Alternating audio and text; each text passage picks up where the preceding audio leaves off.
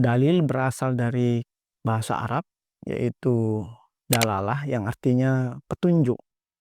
Nah, ketika kita berbicara mengenai dalil dalam hukum Islam, maka itu tidak lepas dari petunjuk-petunjuk yang digunakan oleh para mujtahid untuk menemukan hukum Islam itu sendiri. Kemarin kita telah membahas dua petunjuk utama atau sumber dalam hukum Islam, yaitu Al-Quran dan Sunnah, yang kemudian kita sebut sebagai sumber hukum primer dan sekunder. Kali ini kita akan masuk ke dalam sumber-sumber hukum Islam lainnya.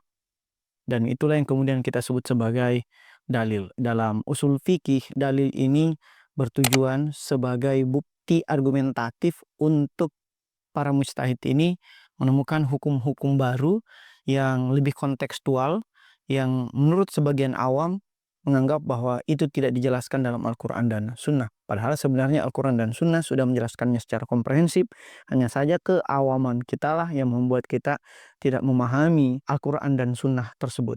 Nah, kemarin, yaitu dalam Al-Quran dan Sunnah sebagai sumber hukum utama, kita telah kupas tuntas. Nah, yang mana dua sumber hukum utama itu menjadi bahan yang paling menentukan dari kajian hukum Islam itu sendiri. Nah, selanjutnya, selain Al-Quran dan Sunnah, kita akan bahas pula mengenai ijma dan kemudian kias. Nah, walaupun kias ini menurut sebagian ulama itu tidak tepat untuk kita gunakan kias dalam menemukan hukum Islam. Nah, kita bahas dulu ijma. Ijma sebagai dalil ini merupakan salah satu sumber hukum Islam yang mana kita bisa sebut sebagai sumber hukum yang ketiga atau sumber hukum tersier. Di mana definisi ijma ini adalah kesepakatan seluruh ulama dalam suatu masa tertentu terkait permasalahan tertentu. Yang mana kita harus tahu bahwa syarat dari validitas ijma itu harus melibatkan seluruh ulama, apapun mazhabnya. Misalnya yang paling umum kita kenali dalam perkembangan hukum Islam itu disebut sebagai risalah amman. Jadi tidak tepat kalau ijma itu tidak melibatkan seluruh dimensi-dimensi mazhab dalam umat Islam. Contoh ijma yang paling populer di dalam hukum Islam adalah kodifikasi Al-Quran. Itu kan mengumpulkan seluruh ulama para sahabat, yaitu periode pertama dalam usul fikih, yang mana di situ ditentukan bahwa mushaf ini yang diberlakukan di mana surah-surahnya itu diatur secara sistematis, termasuk pula misalnya jumlah rakaat dalam sholat. Walaupun terdapat perbedaan mengenai waktu sholat itu ada berapa, jumlahnya tetap 17 rakaat dalam 5 kali sholat, tetapi ada yang mengatakan 5 kali sholat, ada yang 3 kali sholat dalam waktu setiap harinya tersebut. Nah, yang kedua adalah kias. Kias ini merupakan juga sumber hukum tersier, tetapi harus digarisbawahi tidak semua ulama sepakat terhadap kias sebagai sumber hukum. Kita masuk dulu kepada yang sepakat bahwa kias itu merupakan analogi dalam hukum Islam, sehingga kias itu unsur-unsurnya adalah harus ada hukum asal atau kasus asal, dan kemudian kita masuk ke kasus baru yang ingin kita analogikan dengan kasus asal tersebut, yang kemudian disebut sebagai hukum far, dan kemudian yang perlu digarisbawahi harus ada penetapan ilat atau alasan hukum, yaitu kesamaan antara hukum asal dan hukum baru yang ingin kita pecahkan kasusnya. Baru kita melakukan penerapan hukum dalam kasus tersebut. Nah, contohnya misalnya terkait jumlah yang harus kita keluarkan pada zakat fitrah ketika kita konversi dari beras dan sebagainya. Ulama-ulama Ahlus Sunnah menggunakan kias. Nah, tetapi kita harus garis bawahi bahwa tidak semua ulama juga itu mendukung kias. Yang mendukung kias itu hanyalah mazhab besar dalam Ahlul Sunnah. Misalnya mazhab Hanafi, Maliki, Syafi'i, dan Hambali. Ada 4 mazhab besar. Tapi tidak semua juga Ahlul Sunnah sepakat. Misalnya mazhab Sahiri yang cenderung tekstualis itu tidak setuju pada penerapan kias sebagai sumber hukum Islam. Begitupun misalnya juga dengan Mu'tazilah yang cenderung kepada ra'i atau akal, itu juga menolak penerapan kias di dalam hukum Islam. Nah, mazhab lain yang juga menolak pendekatan atau penemuan hukum menggunakan kias adalah mazhab Ja'fari, yang mana argumen penolakan dari mazhab Ja'fari adalah bahwa kias itu dianggap mendahului hukum Allah dan Rasulnya sebagaimana yang termaktub dalam Quran Surah Al-Hujurat ayat 1, bahwa kita dilarang mendahului Allah dan Rasulnya. Kita ambil contoh misalnya ketika kita menerapkan kias secara serampangan adalah kita tahu bahwa di dalam puasa itu kan wajib, kemudian sholat juga wajib. Nah, ketika kondisinya adalah sama-sama musafir, hukum asalnya bahwa musafir itu bisa mengkada puasanya. Ketika kita menerapkan kias di dalam hukum Islam, maka kita akan menemukan analogi bahwa karena sholat juga wajib, sama seperti puasa, dan sama-sama musafir kondisinya, maka sholat juga bisa dikada. Itu adalah penerapan yang secara keliru terhadap kias. Sehingga kias itu oleh mazhab Ja'fari, mazhab Sahiri, dan mazhab Mu'tazilah itu dilarang atau tidak diterima. Nah, sementara selain ijma dan kias, ada juga tambahan-tambahan mengenai sumber hukum lainnya. Dalam hal ini sumber hukum tersier tentunya, yaitu misalnya ihtisan, kemudian maslahah mursalah, yaitu kita harus cenderung kepada kemaslahatan di dalam teks-teks Al-Quran. Kemudian ada juga sadud zariyah, yaitu mencegah sesuatu yang mubah atau mungkin biasa kita sebut sebagai syubhat atau keraguan-raguan, termasuk pula misalnya urf. Nah, pandangan ulama al-sunnah itu sepakat bahwa urf atau adat kebiasaan pada kelompok tertentu itu juga merupakan sumber hukum Islam selama tidak bertentangan dengan Al-Quran dan Sunnah. Selain itu pula, bahkan yang paling agak kontroversial yaitu adalah ketika syariat dari kaum-kaum terdahulu itu dijadikan juga sebagai sumber hukum Islam. Nah, yang menarik yang perlu kita garis bawahi di sini adalah sumber hukum Islam dari mazhab Ja'fari. Misalnya kita tahu bahwa ada Al-Quran, As-Sunnah, ada ijma, dan yang keempat menurut mazhab Ja'fari adalah akal. Akal itu merupakan sumber hukum Islam di dalam mazhab Ja'fari. Karena dengan akal kita dapat menemukan hukum-hukum baru. Tentunya akal yang dipergunakan oleh seorang mujtahid. Nah, kemudian kita masuk ke dalam usul fikih atau metodologi dalam menemukan hukum Islam.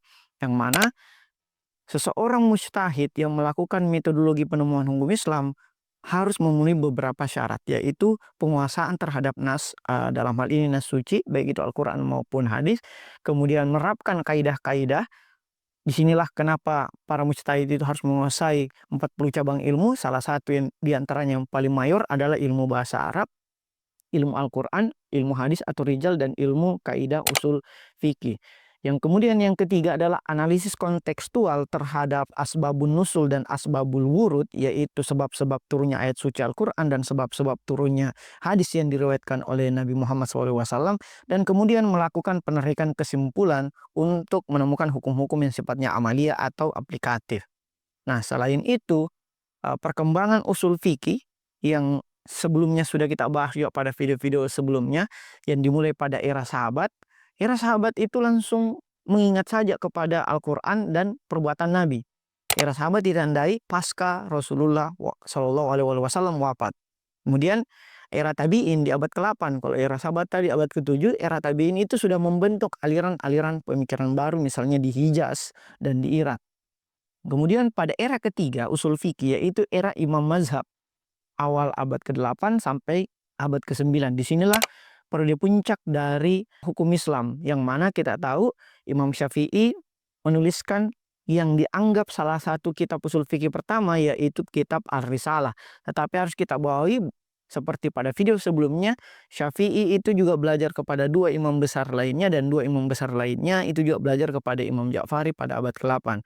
Itulah mengapa kita menyebut bahwa fakultas hukum pertama bukanlah yang ada di Bologna, Italia, sebagaimana gagasan Peter Mahmud Marzuki dalam bukunya Pengantar Ilmu Hukum, yaitu abad ke-11, tetapi pada Universitas Ja'far As-Shadiq pada abad ke-8 Masehi atau pada abad ke-2 Hijriah. Kemudian perkembangan usul fikih itu berturut-turut berkembang mulai dari invasi Mongol pada abad ke-12 sampai kepada era modern, yaitu abad 21 sekarang ini, yang mana ditandai dengan hukum fikih kontemporer, misalnya tentang biomedis, tentang artificial intelligence, tentang dulu yang viral itu adalah bayi tabung dan sebagainya. Itu adalah perkembangan-perkembangan hukum fikih atau usul fikih di era modern. Nah, mengapa usul fikih ini menjadi begitu penting? Setidaknya karena 4 hal. 4 hal tersebut adalah: satu, ini adalah pemandu ijtihad. seorang mujtahid dalam melakukan penemuan hukum. Yang kedua, usul fikih menjadi begitu penting karena menyelesaikan kontradiksi-kontradiksi yang oleh sebagian awam itu tidak mampu memahami atau bahkan menganggap nas-nas dalam Al-Quran dan hadis itu saling bertentangan satu sama lain. Dan yang ketiga adalah jembatan antara tekstual atau skrip dengan kontekstual, kenyataan atau permasalahan-permasalahan praktis yang dihadapi oleh masyarakat. Dan yang keempat adalah penjaga konsistensi, yaitu untuk memastikan konsistensi dan koherensi dalam penetapan-penetapan hukum Islam. Itulah mengapa usul fikih menjadi begitu penting. Kita masuk ke dalam contoh dalam penerapan usul fikih. Misalnya pada media sosial, kita harus memahami bahwa apakah media sosial itu dilarang di dalam hukum Islam. Kita dapat menerapkan kaidah-kaidah usul fikih. Misalnya maslahah mursalah. Apakah menggunakan media sosial itu lebih banyak maslahatnya atau lebih banyak mudaratnya? Atau kita bisa menerapkan metode untuk mencegah hal-hal yang subhat. Apakah ternyata penggunaan media sosial membuat kita lebih banyak melakukan hal-hal yang subhat atau mengalami keraguan-raguan apakah ini dilarang atau justru dianjurkan. Nah, selain misalnya media sosial, bisa juga kita terapkan penerapan usul fikih itu dalam perbankan Islam, misalnya perbankan syariah. Ini juga menjadi salah satu mata kuliah pilihan di dalam Fakultas Hukum Universitas Hasanuddin. Termasuk pula di dalam bioetika medis. Bioetika medis ini misalnya seperti yang kita jelaskan tadi, hukum transparansi organ, misalnya bayi tabung, itu juga dipelajari di dalam perkembangan-perkembangan usul fikih dalam konteks kontemporer. Nah, selain usul fikih merupakan pembelajaran tentang metodologi penemuan hukum Islam, usul fikih juga mempelajari tentang objek yang akan dikaji. Objek yang akan dikaji tentunya adalah hukum Islam itu sendiri, yang mana kita bisa bagi ke dalam hukum taklif yang terdiri dari 5 kategori, yaitu wajib, sunnah, mubah, makruh, dan haram. Misalnya konteksnya puasa, sholat, atau bahkan seelementer media sosial tadi. Kemudian ada hukum wadi, yaitu yang menetapkan hubungan sebab akibat meliputi sebab, syarat, dan mani. Dan interaksi antara keduanya itulah yang membangun sistematika hukum Islam. Nah, kalau kita menganalisis penerapan hukum syara di dalam mazhab-mazhab besar dalam umat Islam, ada mazhab yang cenderung tekstualis atau skriptualis, misalnya mazhab Sahiri. Ada pula mazhab yang cenderung menggunakan akal atau pendapat rasional atau mutazilah. Ada juga mazhab yang fleksibel antara keduanya, ataupun ada mazhab alternatif yang memoderasi antara akal dengan teks-teks suci Al-Quran tersebut, bahwa akal harus digunakan sejauh tidak bertentangan dengan teks-teks suci tersebut, yaitu Al-Quran dan Sunnah.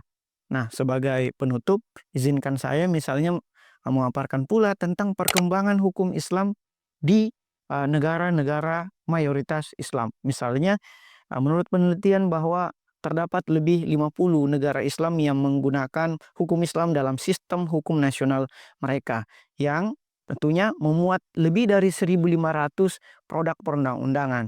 Adapun penerapan hukum Islam dalam berbagai negara-negara mayoritas Islam tersebut setidaknya ditandai pada 3 model integrasi, yaitu ada yang mengadopsi total, tentunya berdasarkan ulama mazhab negara tersebut.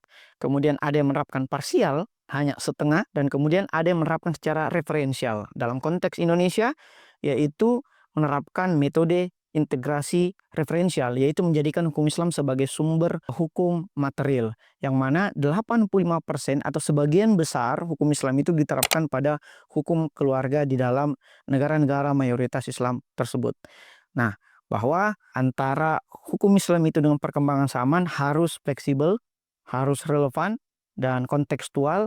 Dan kita sebagai pembelajar hukum Islam juga harus mereformulasi bagaimana perkembangan-perkembangan hukum Islam itu sendiri. Sebagai penutup, bahwa di dalam memahami hukum Islam, kita misalnya mahasiswa atau para akademisi atau para praktisi harus memastikan bahwa hukum Islam itu tetap menjadi sumber inspirasi bagi keadilan dan kemaslahatan umat.